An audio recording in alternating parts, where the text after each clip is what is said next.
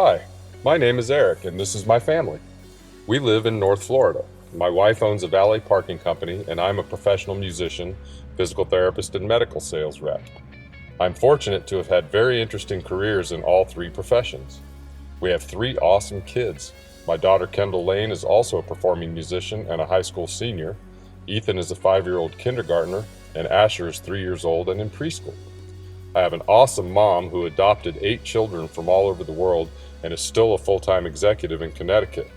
My father lives in Alaska and is an Alaskan Native Eskimo, a career politician, and the author of a best-selling memoir about his life and work on behalf of Native rights. Prior to the COVID pandemic, we spent a good deal of time in the mountains of North Carolina in order to get a little closer to nature and decompress from our hectic and stressful day-to-day lifestyle. We've always wanted to give our kids and ourselves regular exposure to the changing of seasons, the rhythms of nature, and outdoor activities.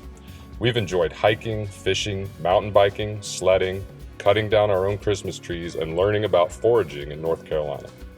With all of the research about depression in kids related to excessive screen time, nature deficit disorder, and social media, we've always felt a strong urge to relocate to the mountains and raise our kids there.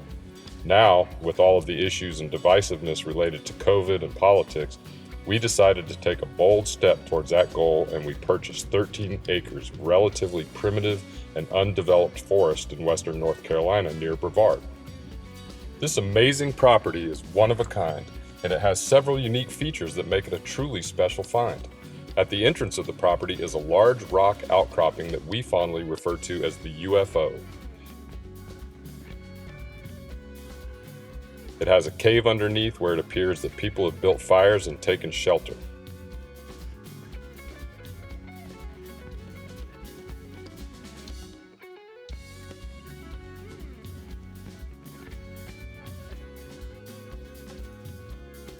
We are thinking it might be a good spot to put the Buddha my wife brought back from Thailand.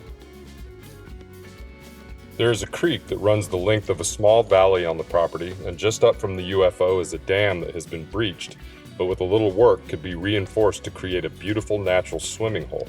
We envision adding a waterfall feature, some interesting boulders and rocks, and natural landscaping to create our own little oasis in the forest. There are several rock formations and caves on the property, but the most striking feature is a huge rock face a little further in from the entrance that has water continuously flowing out of the base. It turns out that moonshiners used the property to produce their product, and we hear that the remains of an old still are at the top of the rock. There is evidence of their activity all around the property.